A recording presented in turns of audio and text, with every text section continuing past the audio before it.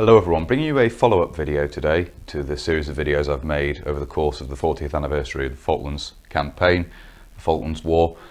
What I want to show you in this video is a sort of miscellany of Argentine kit. Obviously at the end of the war there was quite a lot of Argentine kit lying around. Quite a lot of it made its way back to the UK, bringbacks basically, war trophies, souvenirs, and some of the collection I've accumulated over the years has definitely come from these sources. Some of the stuff I've purchased in the UK. Some of the bits and pieces have arrived from Argentina itself. I've brought in bits and pieces I couldn't locate over here, and I wanted to just run over some of the collection I have. So I've set up another mannequin here, slightly different from the one we looked at in the previous video with the comparison with the kit of a Royal Marine. This shows the more up-to-date, more modern web equipment, or at least part of it, part of the more modern set of equipment that Argentine army units were equipped with. So just to run over here, as we had previously, we have the M1 helmet with a combat hood being used as a cover, set of French eye shields or goggles, which we'll have a look at in a little bit more detail in just a minute or two. The cold weather cap, again, we're going to have a look at that in a little bit more detail. And then the Dubon parka, which is, as I've already mentioned, an Israeli Defence Force example. It's not exactly right for Argentine use. It should have a pocket on the arm here, a square or an oblong pocket on the arm here, which is missing. Otherwise, it's exactly the same and labelled differently, labelled for IDF use. The main thing I want to talk about on this mannequin is the equipment. Now, this, as you can see, the belt and the suspenders at least are made of nylon. This is the new Tempex equipment, and the Argentine Marines had a similar set of equipment. Well, some differences. They were using the Tempex equipment as well, or beginning to introduce it. There were some differences in some of the elements of the Tempex kit issued to Argentine Marines. This is the army equipment, certainly the army suspenders, which take something equivalent to an H form. They're joined at the back by a piece of plastic, as we'll see in a minute. They come down here and hook onto the belt using little hooks, very similar to US practice, using the top set of eyelets around the belt there, as you can see. We have a quick release buckle at the front here. This is based on US practice again. It's essentially the Davis buckle, which had been introduced on US belts for the rucksack, for US rucksacks, and then was introduced for use on web equipment as well. And that's basically a copy of that, slightly modified. It has this keeper here, so the slider here, which keeps the two sections of the belt together where it doubles back on itself, that clips onto the buckle here, which means it holds the buckle and prevents it from coming undone inadvertently as easily as was possible with the original Davis design. So it's a slight advance in that regard. The belt, again made of nylon, has sets of eyelets top and bottom for use with hanger hooks below and the hooks for the suspenders above. This equipment being really an advance on British kit, certainly in the materials used, in that it's made of nylon, and a common complaint with the 1958 pattern cotton web equipment is it retains water and therefore becomes heavier. It carries quite a heavy water load when it's saturated and adds to the soldier's load unnecessarily. Nylon doesn't do that in the same way, of course. Another feature of the suspenders here, you have a Velcro loop and a small tab sewn on here. This allows the spoon of a grenade to be clipped in, and then this Velcro loop will pass around the top to prevent the pin from inadvertently being pulled. So you could clip grenades on each side of the suspenders there. An interesting part of the design. The front straps here just adjust with buckles here, two loops of metal through which the strap passes, which acts as a locking buckle to adjust those there. The ammunition pouches are from the older set of equipment, the green leather equipment, which had been introduced in the 1960s, and these were fairly commonly mixed in with the Tempex equipment. You do see a mix match of the leather and the nylon equipment in use at the time. We'll turn this around now and have a look at some of the other details.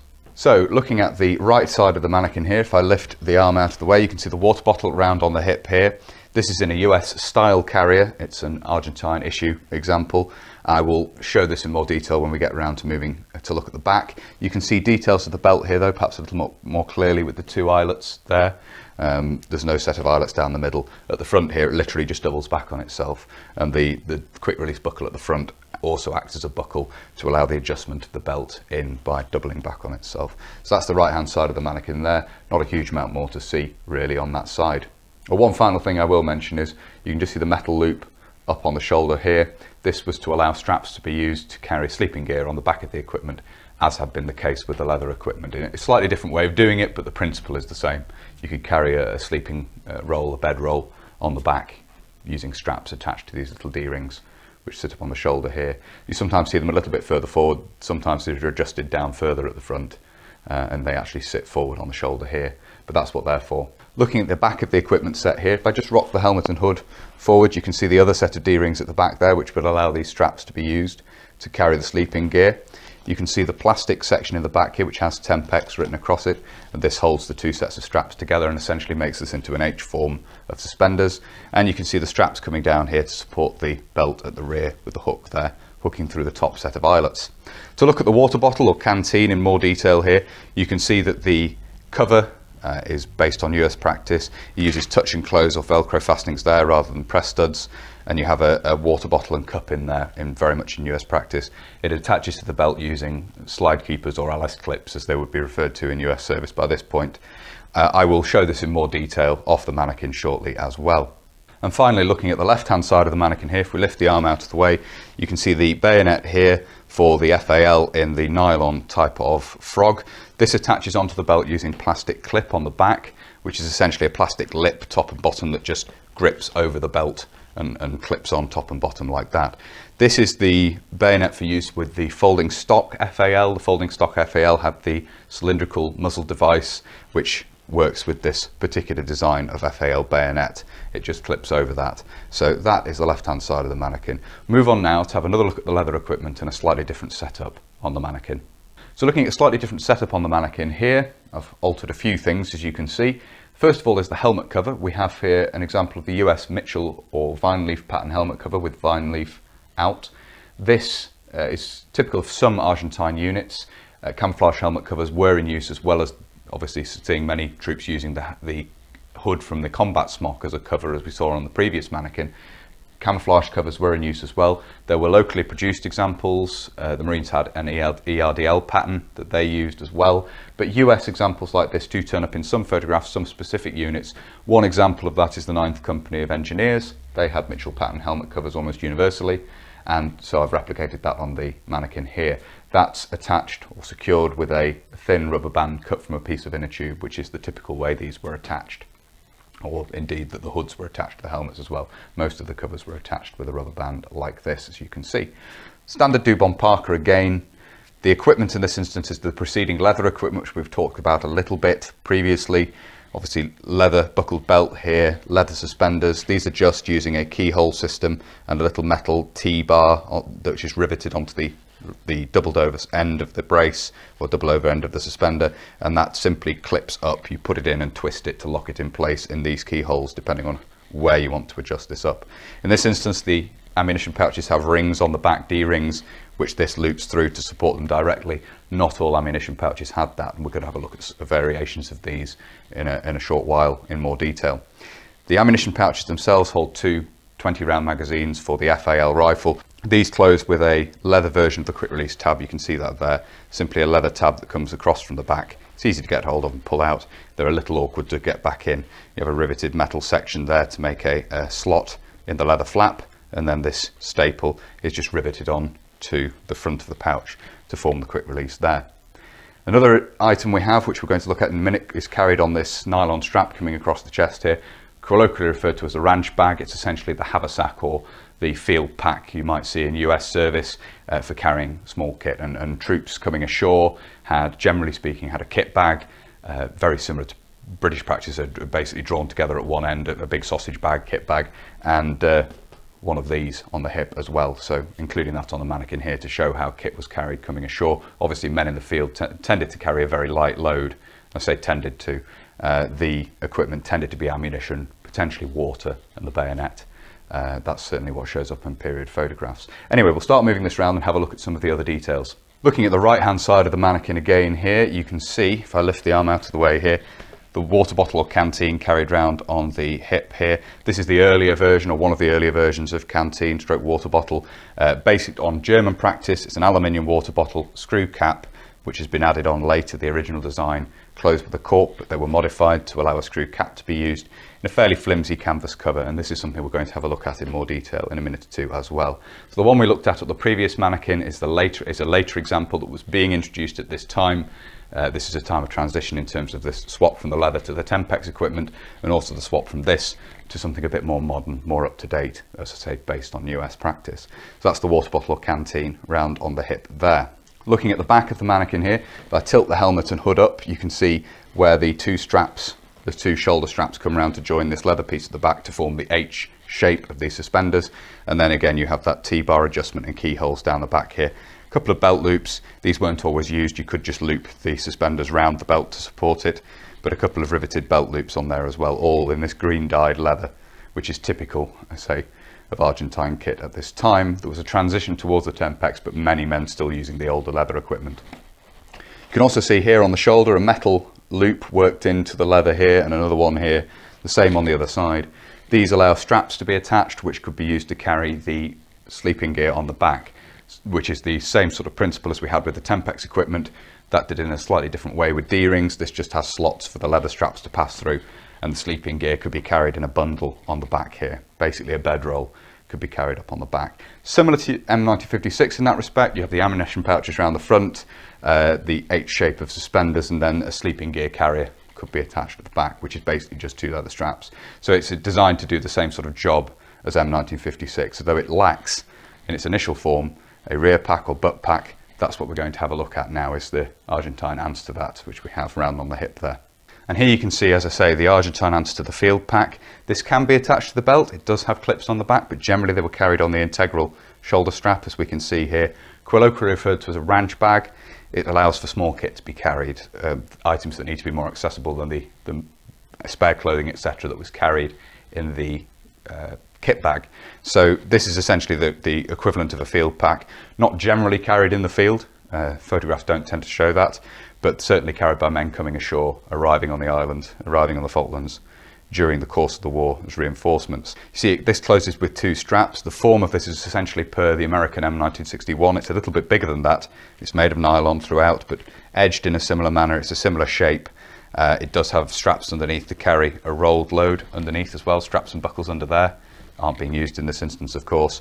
And as I say, carried on its own shoulder strap. There's an adjustment buckle for that round on this side there, as you can see. So a simple design, tab there to put your name tag in as well.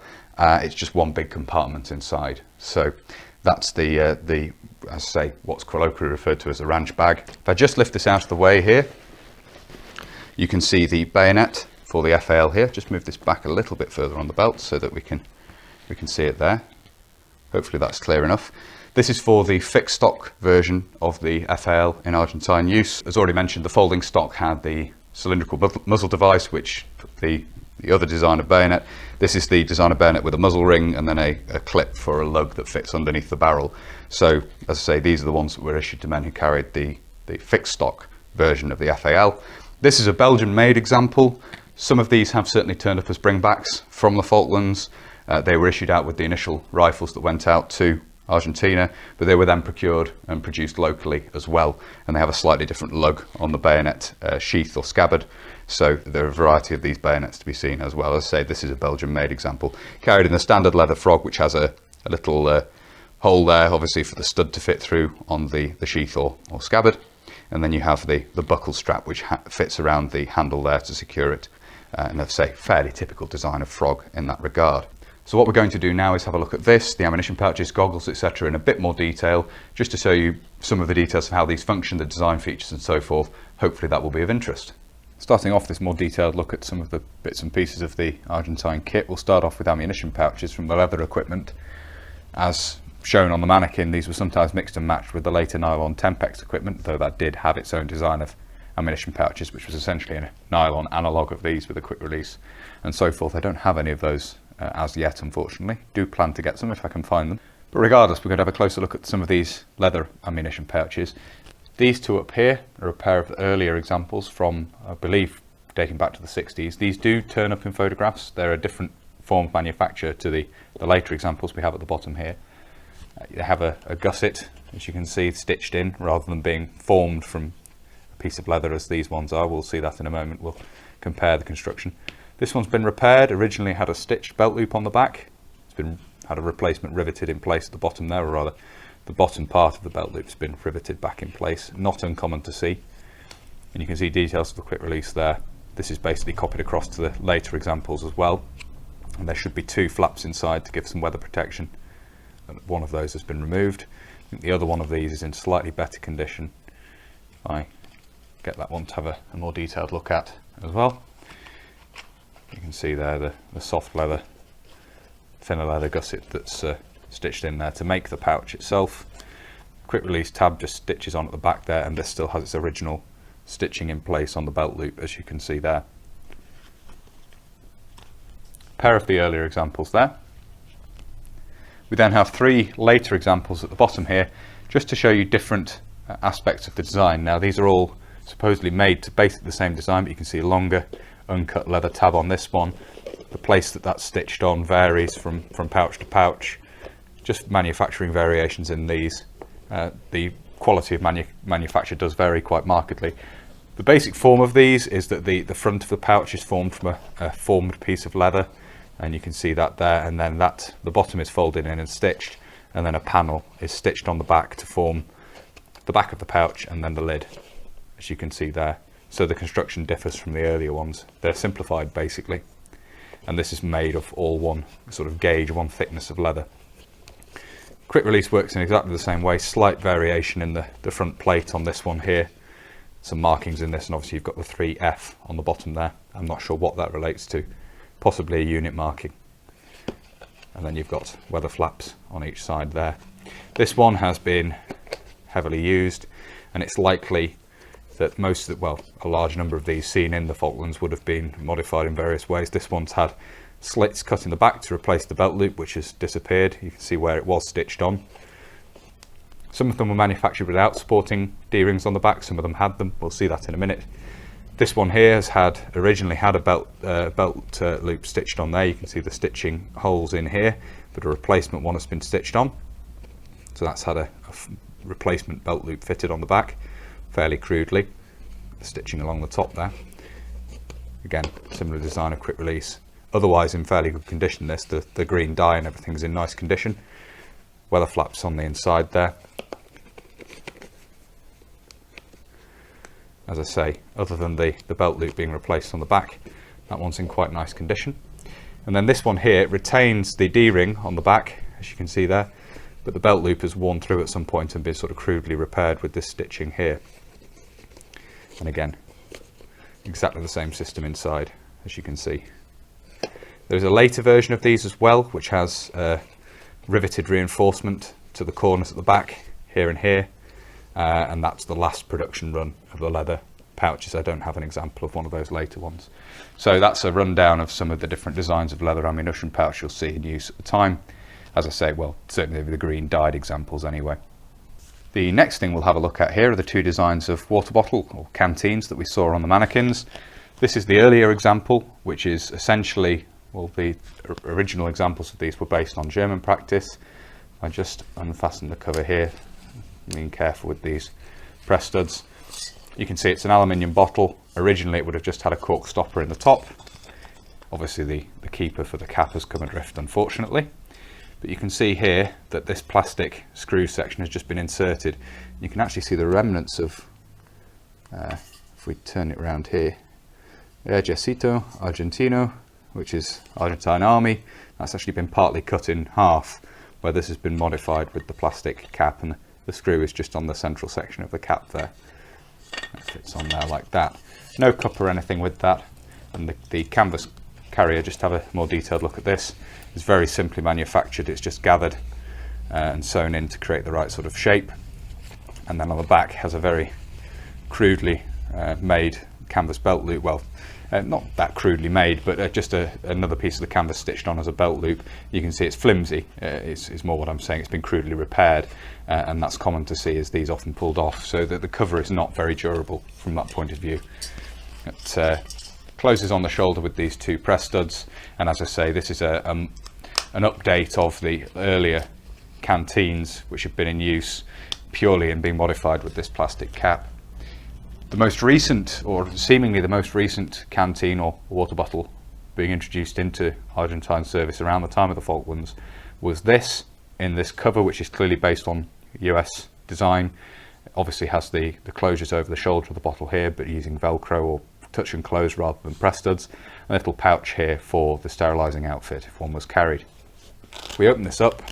Oh, one thing I'll look at just before we open it up actually is the back here. You can see it has a piece of nylon here with two slide keepers to attach it to the belt. Again, copied from US practice. It's hypothesised that the examples of these, which seen in the Falklands, were the earliest production run. And again, it's hypothesised that these had the marking here, but this marking down below was missing.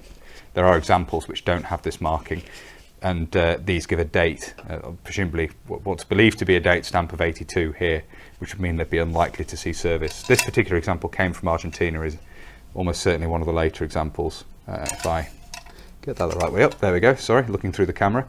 So again, there we have Ejército Argentino, and then the details there, and obviously made in Brazil. But again, the 82 there, presumably the date of manufacture, that's presumed to be the date of manufacture. So post-date in the Falklands, but canteens and cups of this exact pattern, which are clearly just a direct copy of US design, were used. But they seem, it's hypothesized they were earlier examples which still exist, which don't have this marking here and lack this marking down on the handle, or don't have it in full anyway. So that pattern of canteen was certainly in use, but perhaps not with these exact markings. So that's the two water bottles or canteens. The next thing we'll look at here is the so-called ranch bag, or field pack really. It's what it equates to. It's made of nylon, as you can see. Earlier examples seem to have Tempex on the buckles. This may well be a post-war example, but is otherwise in form. Basically shows the design that was in use at the time. Made of this dark green nylon. Colours do vary somewhat regarding exactly when these were manufactured, and just manufacturing variations. The colour of the nylon does change at some points. You see them with lighter coloured straps and so forth. Obviously design copied in terms of the buckles there as well from US practice, and you do have straps underneath which would allow a load to be slung underneath as well. If we just look at the back here, you have a carrying handle, the top there, the built-in strap as you can see there, though we do have clips at the top here as well, which would potentially assist if you were carrying this on the back of the belt. You do have clips here, which are simple spring clips, which will allow this to be clipped on by gravity and held in place by gravity on the back of the belt. Just very simple metal spring clips there. If we open this up, we can have a quick look inside. There's not a lot to see, to be honest with you. You can see it does have a waterproof coating on the inside, which is flaking a little bit, and then just one compartment in there. As you can see, there's no dividers or anything. So pretty simple really, just a little nylon shoulder bag, and the shape and design sort of copied from US designs, unsurprisingly. The next thing we'll have a look at here is a couple of cold weather caps. On the left here we have Argentine Army example. I believe the one on the right is Argentine Marines, so slight difference in the design there. The peaks differ in that the Army peak is stiffened, just has 2 rows of stitching there. The Marine cap by contrast has a soft peak with multiple rows of stitching, as you can see. The crown is similar, the way the crown is formed is similar. You essentially end up with what is basically a baseball cap with the added neck curtain and ear flaps. Looking at the Army version here, that is secured with touch and close or Velcro, as you can see. If we fold that down, you can better see the design of the crown. And then if I lift this up, you can see that that forms both a neck curtain at the back here and ear flaps which come down. So not a bad design from that point of view, not quite as good as the British version, but nevertheless, not a terrible design. Has a sort of wool pile or faux pile lining in there as well, or a wool mix lining rather, and then as you can see, you've got this pile on the ear flaps there. We do have a label inside this one, and it gives the designation, as you can see there, again, Ejército Argentino, and then various other details there, including the manufacturer. So yes, example of the Army cap there. Just fasten that back up again.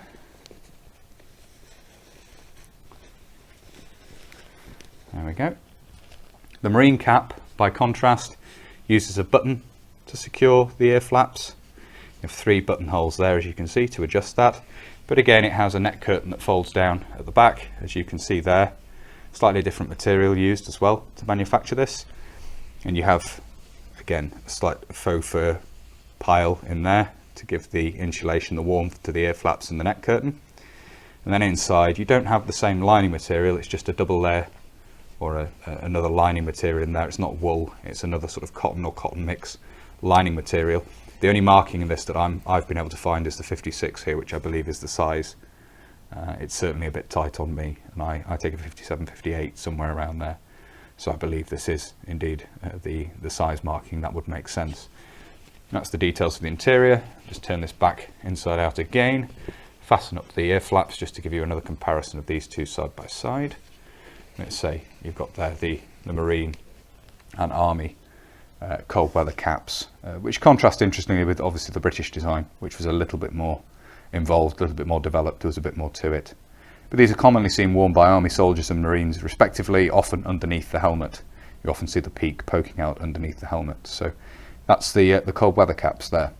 And the last thing we're going to look at here is a very iconic bit of Argentine kit used by the vast majority of Argentine troops during the Falklands War, is goggles. Goggles were issued out and are often seen worn with the headband stretched around the helmet, ready for them to be put on if required. And these are a typical example of French goggles that were used at the time. You do see a huge variety. You can see these are made in France on the wrapper here. This is how they came to me, this open bag. So you have the goggles here. These are of sort of a ski or a typical military type of dust goggle, really. You do see a large number of goggles of different patterns similar to this used. You also see other varieties such as sort of industrial safety goggles pressed into service as well. So quite the variety there. But these are particularly ubiquitous, these French goggles. You can see ventilation holes there. You would originally have had foam in here as well, but that's degraded unfortunately. You can see that the foam padding at the rear there that fits around the face, and the wide strap here with a buckle to adjust. So you have a section here and then a doubled over section there with a buckle, which allows this strapped headband to be adjusted in. Thick elastic headband there. They also included the instructions, which are in Spanish, as you can see. So Sambuí, which are obviously the Sambuí, and then P80 is often how these are referred to. If anyone speaks Spanish, obviously you may be able to read this, but this shows you details regarding, I think, fitting the eye shields with a detachable tinted lens, the instructions for that. And then you also have, in this smaller Ziploc bag, little cleaning cloth in there as well, provided with these. So these are not hard to find. They're very, very common on the collector's market. They were the most common, seemingly the most common goggles in use by Argentine forces in the Falklands as well. So it's rather convenient, really, and unsurprising that they're therefore the most common to find. So yeah, a set of the French-made Argentine-issued goggles there. So there we are. I hope you found it interesting looking at this and obviously the various bits and pieces in more detail. I wanted to make a video looking at some Argentine kit, as I say, just post the 40th anniversary of the conflict. A lot of this stuff, or quite a large amounts of this stuff, were brought back to the UK, of course, as souvenirs of the conflict, and quite a lot then ended up on the surplus and militaria market, and that's where some of the kit that I've collected has come from, as mentioned already. Hopefully you found it interesting looking at this. If you have and you'd like to see more from the channel, please do consider subscribing if you haven't already. And whether you're newly subscribing or you've previously subscribed, please do make sure you hit the little bell, the notification button down below. That will of course alert you when I upload future videos.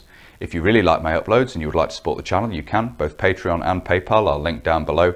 And as ever, a huge thank you to everybody who supports the channel using those two methods. It's greatly appreciated, as I always say. Thank you all very much indeed. If you'd like to follow the channel on social media, you can. Facebook, Instagram and Twitter are all linked down below. And if you'd like to get in touch but you don't really use social media, there is of course an email address down below as well. That's everything for this video, so until next time, bye for now.